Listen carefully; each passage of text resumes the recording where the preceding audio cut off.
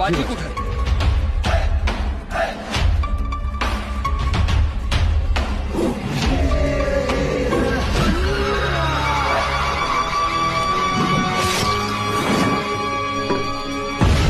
पन्हाळगड कितीही मोठा असला तरी आम्ही त्याला वेढा देऊन वेळ काढणार नव्हतो.